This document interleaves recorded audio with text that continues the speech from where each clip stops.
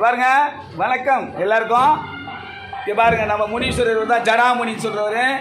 இந்த வருஷம் சித்திரை மாதம் பௌர்ணமி, அதுவும் 23/4/2024. இவர் இன்னைக்கு எழுந்தாரில் போகிறாரு. நாளைக்கு காலையில் யாகம் மூலிமா சக்தி பலனை பெற போகிறாரு. பாருங்கள், இங்கே பாருங்கள், எல்லாருமே இங்கே பாருங்கள். வாழை மரம் கட்டியாச்சு நம்ம கோவிலில். இங்கே பாருங்கள், வாழை மரத்தை கட்டுறாங்க பாருங்கள். இங்கே பாருங்கள், வண்டியில் வாழை மரம் இறங்குது. வாழை மரத்தை கட்டுறாங்க எல்லாம். இங்கே பாருங்கள், இதான் நம்ம கோவிலுக்கு. வேறு முகப்பில் பந்தல் போட்டாச்சு.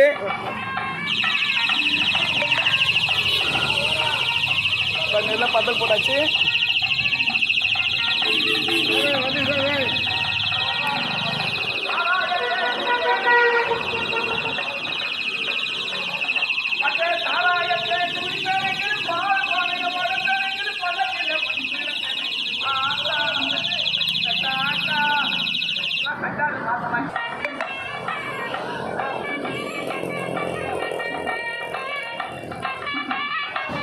பாருங்க, இந்த கோயில் நிர்வாகி அவர் ரமேஷ், அவரே கட்டுறாரு பாருங்க. ஏறி பாருங்க, யாரையும் பண்ண மாட்டார். அவரே இது பண்ணுவார், அவரே தீவாதனை பண்ணுவார், எல்லா வேலையும் அவரே பண்ணிப்பார்.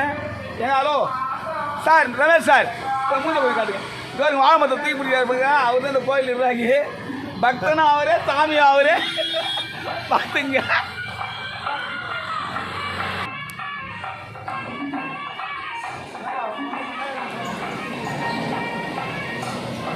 ஜடாமுனீஸ்வரர். இவர் சாதாரணமாக எழுதல மாட்டார். எத்தனையோ பேருக்கு கல்யாணமே ஆகாத 45 வயசுலாம் பொண்ணு அமைச்சு கல்யாணம் பண்ணி கொடுத்துருக்காரு. நம்பிக்கை மட்டும்தான். சரிங்களா? கடவுள்ன்றது எங்கன்னா பிரபஞ்சம் எங்கன்னா உன் ஆள் மனசு என்னன்னு சொல்லுது, அதை நீங்கள் கேட்கணும். உங்கள் மனசு தான் கடவுள். அது முழுமையாக நம்பிக்கை பெறணும். நம்பிக்கை பெற்றால் மட்டும்தான் அது அறிய முடியும். நான் இந்த கோயிலுக்கு போனேன், அந்த கோயிலுக்கு போனேன், அந்த சாமி இதை சொல்லிச்சு, எலுஞ்சம்பம் குத்திச்சு, அப்படிலாம் கிடையாது. முழுமையான நம்பிக்கை உங்கள் ஆள் மனசுக்குள்ளே எங்கே நிற்கிறோமோ அந்த இடத்துல கொண்டாடலாம். இங்கே பாருங்க, எல்லோரும் பூ துவைக்கிறாங்க.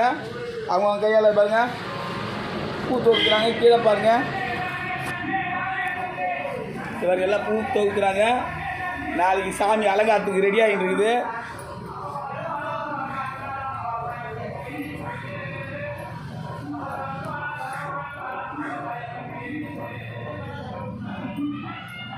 எல்லாருமே முழு மனசோட சாமியை நம்பிக்கங்க.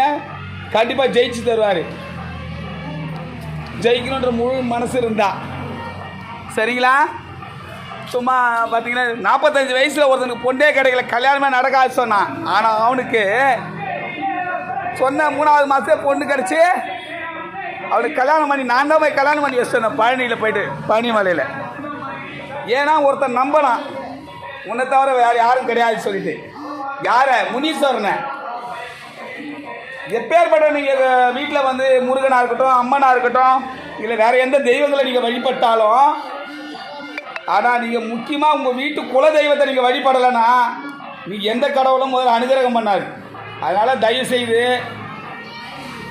எல்லாருமே அவங்கவுங்க குலதெய்வங்களை வழிபடுங்க. முதல்ல வீட்டுக்குள்ளே ஒரு சாமியை கூப்பிடணும் அப்படின்னு சொன்ன, பெருமாளை கூப்பிட்டேன், நான் நாராயணனை கூப்பிட்டேன், மகாலட்சுமியை கூப்பிட்டேன், சரஸ்வதி தேவியை கூப்பிட்டேன் அப்படின்னு நீங்கள் சொல்லியிருந்தீங்கனாலும் எந்த கடவுளும் அனுகிரகம் நேரடியாக உள்ள வீட்டுக்குள்ளே வராது. அப்படி நேரடியாக ஒரு கடவுள் வரணும்னு சொன்னால் உன்னோட குலதெய்வத்தை நீங்கள் வழிபடுங்க. உங்கள் குலதெய்வத்தை நீங்கள் வழிபட்டீங்கன்னா முழுமையாக உங்கள் மனசை வச்சு கண்டிப்பாக நினைச்சலாம் நடக்கும். ஒவ்வொரு மனசுக்குள்ளே இருக்க கடவுள்ன்றது ஒரு கல்லுலேருந்து நம்ம கொண்டாட முடியாது. கல்லுக்கு நம்ம சக்தி கொடுக்குறோம், அது முழுமையாக நம்ம மனசை அது ஆட்கொள்ளுது. அது ஒரு நாள் திரும்ப வெளிப்படும். நம்மளோட மனசு அது தூய்மையான எண்ணம் வச்சுருந்தா மட்டும் தான் அதை வெளிப்படுத்த முடியும். எண்ணங்கள் தூய்மையாக இருக்கணும். அதுவே கண்ணாடி முன்னாடி நீங்கள் போயிட்டு எப்படி மேக்கப் பண்ணும்போது அழகு பார்க்குறீங்க, பவுடர் அடிச்சுக்கணும், லிப்டிக் அடிக்கணும் நம்ம சொல்கிறோம் இல்லையா? அந்த மாதிரி கண்ணாடி முன்னாடி நீ எப்படி நிற்கிறியோ அதுதான் உன்னோட நிஜம். ஆனால் நிஜமானது தான் மனசு. இந்த ஆள் மனசுக்குள்ளே இருந்து உன்னோட கடவுளை, உன்கிட்ட இருக்கிற உன்னோட சக்தியை வெளிப்படுத்து. அது உண்மையாக நடத்துங்க. எல்லாருமே நம்பி வாங்க. நாளைக்கு சித்ரா பௌர்ணமிக்கு எல்லாரும் அனுகிரகத்தை பெறுங்க.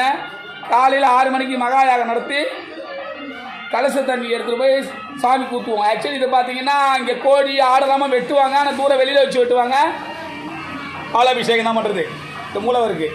அதற்கு சொத கீழே பாருங்கள் மூலவர் இருக்கார். இப்போ வாழபிஷேகம் தான் நடத்தப்படும். சரிங்களா? எல்லாரும் வந்து கலந்துங்க. கலந்து ஐயரோட அனுகிரகம் பாருங்க.